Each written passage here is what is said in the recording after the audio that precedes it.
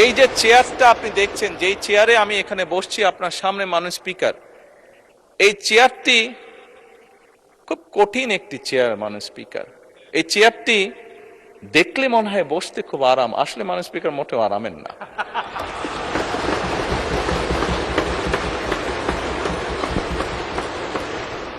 এই চেয়ারটিতে বসলে মাননীয় স্পিকার প্রতি মুহূর্তে মনে হয় যে আগুনে তপ্ত হিট আসছে মাননীয় স্পিকার। হাসার কিছু নেই, আমি যা ফিল করি আমি আপনাদেরকে তাই বলছি,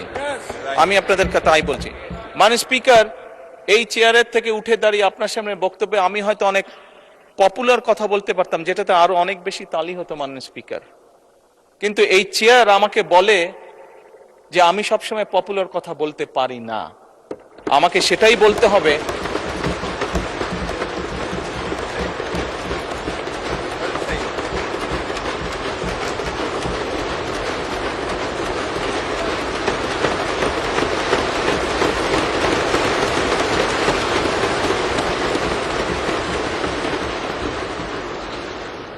মাননীয় স্পিকার। একজন রাজনীতিবিদ হিসাবে আমারও তো ইচ্ছা করে পপুলার কথা বলতে, যাতে জোরে জোরে তালি পায়, কিন্তু এই চেয়ার প্রতি মুহূর্তে আমাকে স্মরণ করে দেয়, no, you have to take the right decision, not the popular decision.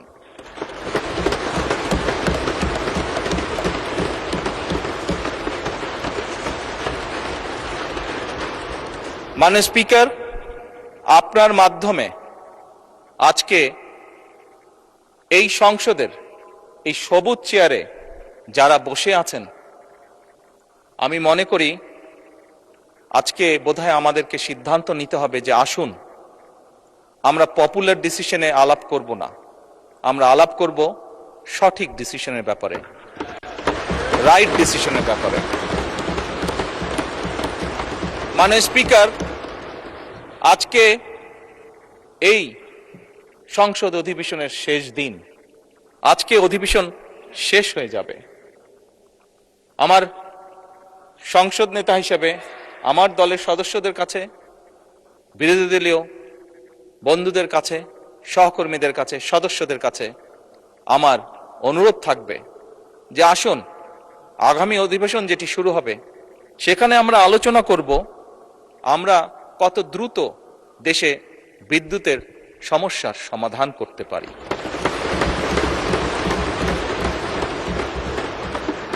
মাননীয় স্পিকার, আমরা আলাপ করতে চাই, আমি আলাপ করতে চাই আগামী সংসদে কত দ্রুত আমরা কত বেশি সংখ্যক মানুষের কর্মসংস্থান দেশেই হোক বিদেশি হোক তৈরি করতে পারি। মাননীয় স্পিকার, এই সংসদে দাঁড়িয়ে আমি আলাপ করতে চাই যে আমাদের শিক্ষা প্রতিষ্ঠান, আমাদের হাসপাতালগুলোতে কত দ্রুত শিক্ষা এবং চিকিৎসা সুবিধা আমরা পৌঁছে দিতে পারি।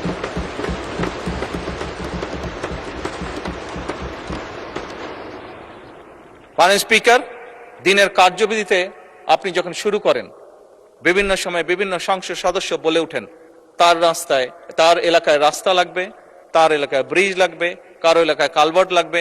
স্বয়ং বিরোধী দলীয় নেতা ওনার এলাকার সমস্যার কথা বলেছেন। মাননীয় স্পিকার, আমরা যদি দেশের পরিস্থিতি স্থিতিশীল রাখতে না পারি, দেশে আমরা যদি অর্থনৈতিকভাবে শক্তিশালী করতে না পারি, মাননীয় স্পিকার, বর্তমান প্রেক্ষাপটে যেখানে 30 লক্ষ কোটি টাকার ঋণ নিয়ে এই সংসদ দেশ পরিচালনা শুরু করেছে, সেই দেশকে আমরা এগিয়ে নিতে পারবো না। আমরা যদি একটি স্টেবল গভর্নমেন্ট রাখি, আমরা যদি একটি স্টেবল পার্লামেন্ট এনশিওর করতে না পারি, মাননীয় স্পিকার, আমরা কোনোভাবেই এই দেশকে সামনে নিয়ে যেতে পারবো না। মাননীয় স্পিকার, এই দেশকে যদি সামনে নিতে হয় তাহলে অবশ্যই আমাদের উভয় পক্ষকে একসাথে কাজ করতে হবে। হ্যাঁ, বাংলাদেশে আইটি শিল্পের বিকাশ কিভাবে হবে এ ব্যাপারে হয়তো আমাদের মধ্যে ডিবেট হতে পারে, এ ব্যাপারে আমাদের মধ্যে দ্বিমত থাকতে পারে, কিন্তু বাংলাদেশের আইটি শিল্পের বহিঃপ্রকাশ হতে হবে এ ব্যাপারে আমাদের মধ্যে নিশ্চয়ই কোনো ডিবেট নেই। মাননীয় স্পিকার, সেজন্যই আসুন আজকে আমরা সিদ্ধান্ত গ্রহণ করি যে আমাদের আলোচনার বিষয়বস্তু হবে এই দেশের মানুষের ভাগ্যের পরিবর্তন। আমাদের আলোচনার বিষয়বস্তু হবে আমাদের আলোচনার স্পিকার আমাদের আলোচনার বিষয়বস্তু হবে যে আমরা অন্য দেশের উদাহরণ দেব না, বরং আমাদের দেশকে আমরা সামনে এগিয়ে নিয়ে যাব। স্পিকার 1971 সালে এই দেশ যখন স্বাধীন হয়েছে, এই মুহূর্তে আমরা বিভিন্ন বিবেচনায় আমাদের দেশকে যদি স্ট্যান্ডার্ডে ধরি, আমাদের মতন অনেকগুলো দেশ ছিল যারা হয়তো 1972-73 সালে স্বাধীন হয়েছে, তারা আমাদের থেকে এগিয়ে গিয়েছে। স্পিকার আমরা পারিনি কেন?